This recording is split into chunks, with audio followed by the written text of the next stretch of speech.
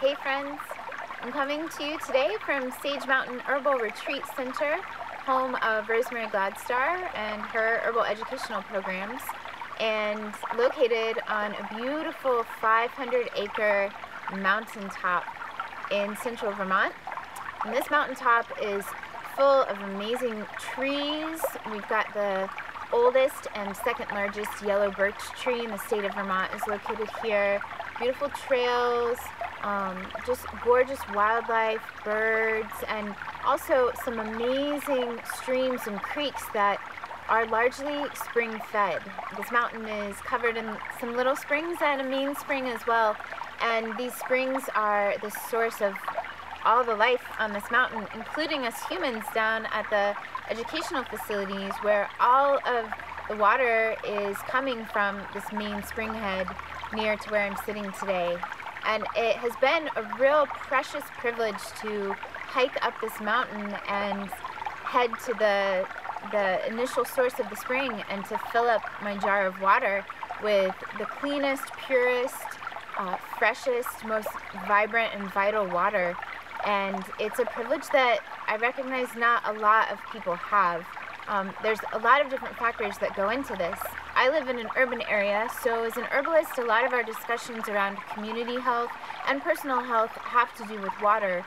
In the state of Florida, our water is fed from a large aquifer under the sandy soil, and that aquifer is continually depleted by companies that are rushing a lot of water out of those springs far faster than the springs are replenishing them into the aquifer.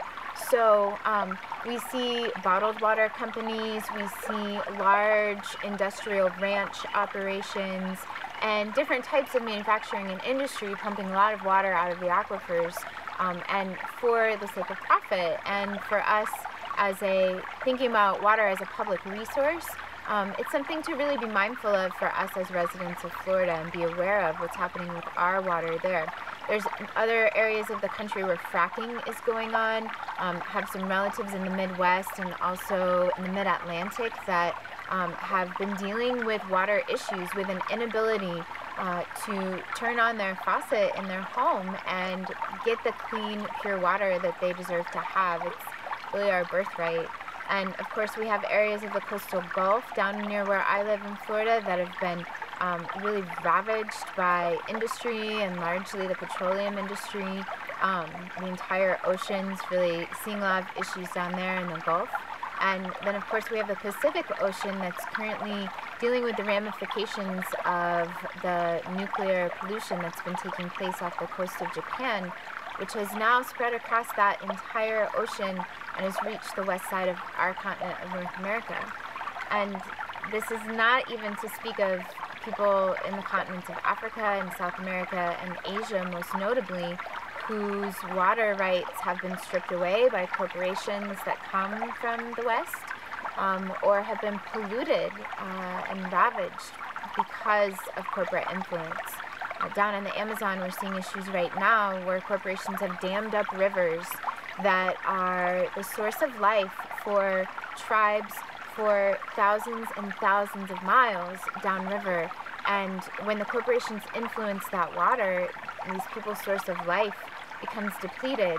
And down in the Amazon region, we are having evidence in the last 6 months of tribes who have never been contacted, who are stepping into civilized areas out of a desperation. They've lived on land for generations and generations, and they're having to migrate into cities because the water has dried up.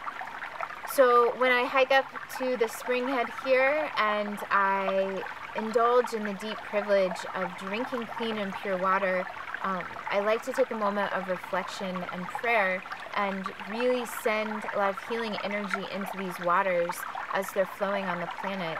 I couldn't help but reflect as I was filling up my jar today what a deep and endless gift this earth has provided for us as a species and for all life by having these areas where water is constantly flowing. It's a constant gift, a generous gift from these mountains here. And So just to have some gratitude for that, and to really recognize that we live in a period right now where there are still these places and there is still water access.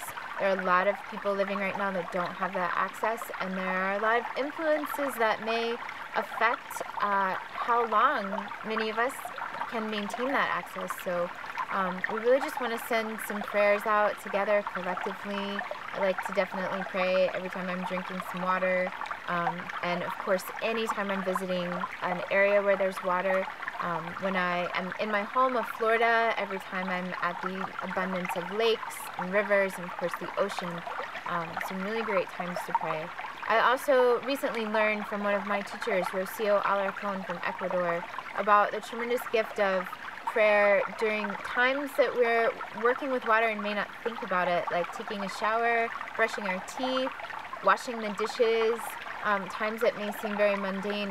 We're still really receiving those gifts of water in our life and have an opportunity to make that sacred and to really potentize that energy of the water. The water from our dishes in our shower and our toothbrush still flows somewhere back into sources eventually. The spring that I'm sitting at here eventually connects with a river near Montpelier and flows, meandering through many different states and out to the Atlantic Ocean.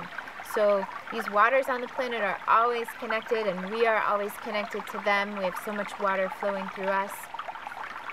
So I hope that you can take the opportunity to reflect today when you're drinking water or making an herbal tea or brushing your teeth or washing the dishes, to just invite in some gratitude for the gift that water is to us on this planet, and to really connect with that healing energy and to also send it out to the waters that are here on the planet.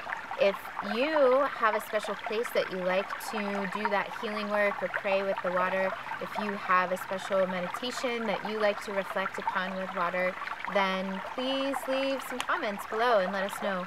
And we're also going to include some resources below for areas where you can get more information about water issues. And again, one of those main sources that I have learned a lot from is foodandwaterwatch.org. And they've currently set up some chapters of their work in the Florida area, so I encourage you to connect locally and stay informed about these issues as well. Hope you get a chance to step outside and enjoy a beautiful body of water deep in nature soon. Till then, may the plants bless you richly.